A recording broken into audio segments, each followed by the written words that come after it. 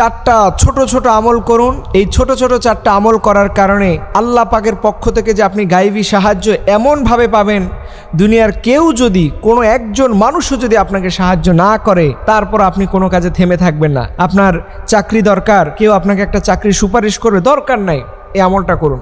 আপনার ব্যবসা খারাপ যাচ্ছে, কারো কাছ থেকে লোন পেলে ভালো হতো, দরকার নাই, আল্লাহর পক্ষ থেকে এই চারটা আমল করুন, কি আপনার ব্যবসার চাকা ঘুরে যাবে। এইভাবে করে আপনার ছেলে হয় না, মেয়ে হয় না, আপনার সমস্যা, ফ্যামিলিতে অভাব, যত ধরনের অভাব আছে, এই চারটা আমল করলেই আল্লাহ সুবহানাহু ওয়া তাআলা তাদেরকে এমন জায়গা থেকে রিজিকের ফয়সালা করবে যে ওই বান্দা গুণে শেষ করতে পারবে না। এর জন্য বিশ্বনবী বলছেন, সাহাবীরা শোনো, এই চারটা আমলের মধ্যে সবচাইতে দামি আমল হলো তোমরা নিয়মিত পড়বে দরুদ শরীফ। কারণ দরুদ শরীফ হচ্ছে এমন একটা পাওয়ারফুল আমল, এই আমলটা করলেই আল্লাহ পাক বান্দার সব দোয়া কবুল করে নেয়। একবার দরুদ পড়লেই সাথে সাথে 10টা রহমত, সুবহানাল্লাহ, 10টা রহমত। কি বুঝতেছেন? 10টা রহমত এসে যাবে ইনস্ট্যান্ট, শুধুমাত্র একবার দরুদের আমল করার কারণে।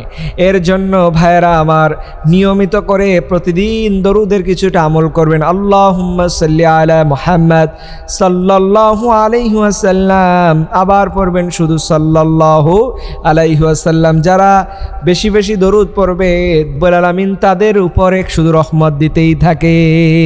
এরপর আরেকটা দরুদ আছে, পড়ুন আল্লাহুম্মা সাল্লি আলা সাইয়্যিদিনা মুহাম্মাদিন নাবিয়্যিল উম্মি ওয়া আলিহি ওয়াসাল্লাম। পড়বেন, আল্লাহ পাকের পক্ষ থেকে শুধু রিজিক আল্লাহ পাক আপনাকে দিতে থাকবে। বিশ্বনবী দ্বিতীয় নম্বরে বললেন, তোমরা বেশি বেশি করে ইস্তেগফার পড়ো। আস্তাগফিরুল্লাহ, আস্তাগফিরুল্লাহ, আস্তাগফিরুল্লাহর আমল যারা করতে পারে, বিশ্বনবী বললেন, মাল্লাজিমাল ইস্তেগফার জালাল্লাহু লাহু মিন কুল্লি দিকিন মাখরাজা। যারা নিয়মিত ইস্তেগফারের আমল করবে, রব্বুল আলামিন ওই ঘরে আসমান থেকে রিজিকের ফয়সালা করে দেয়। যারা ইস্তেগফারের সাথে লেগে থাকে, তাদের জীবনে কোনো সমস্যা থাকতে পারে না। সুবহানাল্লাহি বিহামদি। এর জন্য ভাইয়ের আমার, ইস্তেগফারের পাওয়ার। 3 নম্বরে বিশ্বনবী বললেন, বেশি বেশি পড়বা লা হাওলা ওয়ালা কুওয়াতা ইল্লা বিল্লাহিল আলিয়্যুল আযীম। লা হাওলা ওয়ালা কুওয়াতা ইল্লা বিল্লাহ, এটা পড়লেই আল্লাহর পক্ষ থেকে সাহায্য চলে আসে। এবং আপনি যদি দোয়া করার সময় বলেন আল্লাহ লা ইলাহা ইল্লাল্লাহ, এই তাওহীদের উসিলা, একাত্মবাদের উসিলা দিয়ে যদি দোয়া করেন, রব্বুল আলামিন আপনার সব দোয়াগুলো কবুল করে নেবে। সুবহানাল্লাহি বিহামদি। সর্বশেষ এবং 4 নম্বরে আপনি যে আমলটা করবেন, সেটি হচ্ছে নিয়মিত সূরাতুল ইখলাস পড়বেন।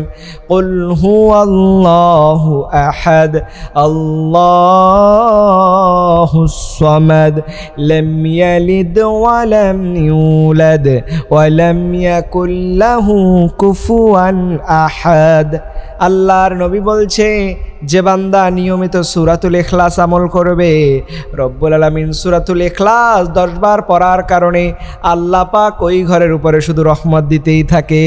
সুবহানাল্লাহি বিহামদি। এর জন্য এই 4টা আমল আমরা যেন নিয়মিত করি।